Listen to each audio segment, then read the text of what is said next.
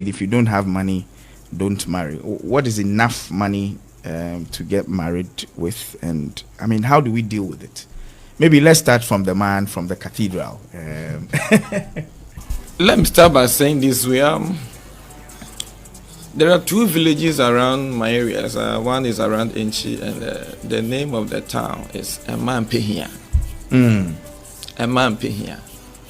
And the other one is, I think that should be around Samrabo or somewhere, those areas. Emampebre. Emampehia. Emampebre. In fact, that is how, like our sister Connie have said, we have discussed it ever here that a man don't want struggle, don't want stress for life. Yeah. And that's how their body composition is different from ours. Their muscles are different from our muscles. And so in God's own wisdom, we should be doing the hard work to cater for women. We should be doing the hard work for women to enjoy. Yeah. But to say that uniska men worry, if you don't have money, you don't get married. There are plenty people, great men, who married without much money and are well-to-do today. Sometimes you are marrying not because of money. Yeah. You are marrying a man who has vision, a man who has a purpose in life. Today may not be good, but considering his vision, tomorrow may be bright. Yeah. And so to put a tag on a man that if you don't have money, don't marry, is another big issue. But every man should know that when you are going to marry, it simply means that you have enough to cater for another. Okay. Once you say that you want to marry, and that's why we say in account that only veranda men are doing. It means that you must have a place of abode before you go and bring another person. And a pastor friend told me one day that going to marry means that I am ready to sacrifice all that I have. Then you go in and say, Mommy, meet me at your banana. So give it to me. So it means that once you are ready to bring in another person into your home, you must be ready to provide also. Yeah. But our sister in this context is a working class person. Okay. Today we say hand go, hand come. Years back when bills were the rights and privileges of the men, where these were the women were housewives. Yeah. Where they did not do much work. So they accompanied their husbands to farms or maybe do petty trading. But today where life is expensive, to a point where the woman can be taken more than the man, let's not forget that if it's a Christian marriage, we say the two shall be one. Yeah. So your money is my money and my money is your money. One of the things I preached about today is the word as. As. Now, when you enter into marriage, it's no more about you. Once you enter the marriage, it's no more about you. It's about us. Yeah. So your money is our money. My money is our money. And that is the first thing our sister should know. Okay. That whatever she has does not belong to her anymore. And in fact, any woman preparing to enter marriage should note this. I mean, if you are not married yet, you can write it down. That we are saying on this show that once you get married, the money that comes into your account is not for you. The money now is for us. The bonuses you earn is for us. The per diems you earn is for us. Everything that you have is for us. If you are not prepared to surrender all your resources to the marriage, please don't go into the marriage. So when your crowd will say, please don't go into it. So every woman preparing to enter marriage should know that once I enter the marriage, everything that I have is no more for me, it's for us, because Bible says that the two shall be one. Yeah. And in fact, in the African and Ghanaian setting, that is why today some parents may intentionally delay the marriage of their children.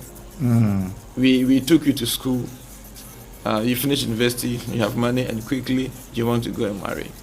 It means that when you get married, we may not get the support we used to get, because now the family knows that all that you have is for you and your wife, or you and your husband. So any man, any woman preparing to enter marriage should understand this principle, that once you enter the institution called marriage, everything that you have is for the two of you. That's the Christian marriage, because the two shall be one. Hey, let me act as a naive person and throw some numbers out there. A friend of mine earns 1,850 a month. He lives in a chamber and hall. Is he ready to marry? Everything is there. There's a small 14-inch TV. There's chairs. There's a bed. 1,850.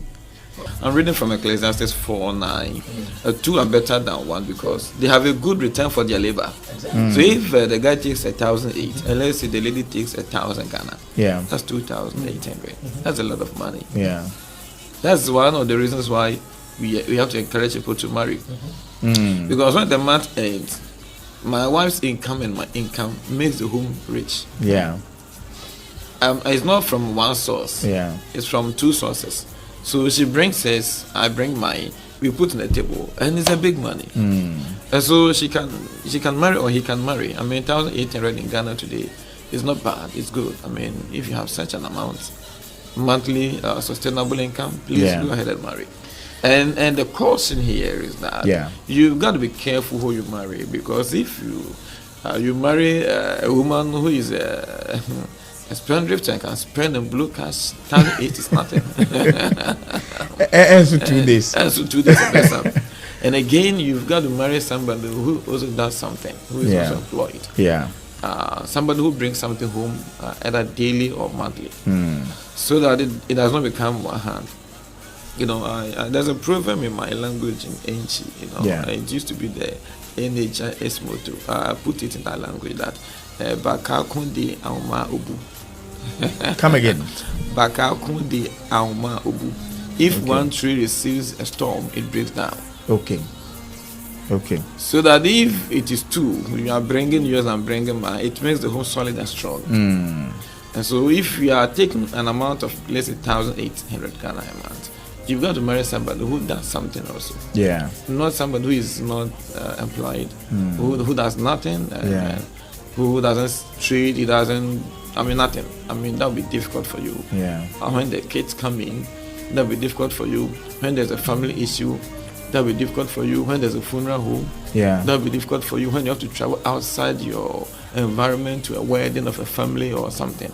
Because remember that once you marry, you have brought in a whole lot of people. And I said the other time that you have father-in-law, mother-in-law, sister-in-law, what I call friends-in-law, and all those classmates-in-laws and all those things. That's why in Akan, in Africa, we even say our wife. It means that when we come to the family, all of us see you as our wife. So when anything happens to you, or any member of the family, you've got to make some sacrifices and donations. What's the why everyone cancer in cancer or whatever they say in cancer, and then you have to go and obviously whatever, and all those things are things when you are entering marriage you should think about and plan ahead. That warena me ko dancing must who I would not get money. Yes, it be a massive free me to me comparable. Warena me ko dancing me near bar and me near be your wedding. I can attend. These are all factors you should consider. So I'm saying this to say that when you are getting married today, please marry somebody who does something. We are not saying the person should be maybe a government employee or somebody who should be taking a very big money, but at least say the person can bring some few coins home either daily or monthly, so that the home will be sustainable. To leave the expenditure of the home for the man alone today is difficult. All right. Okay. So now.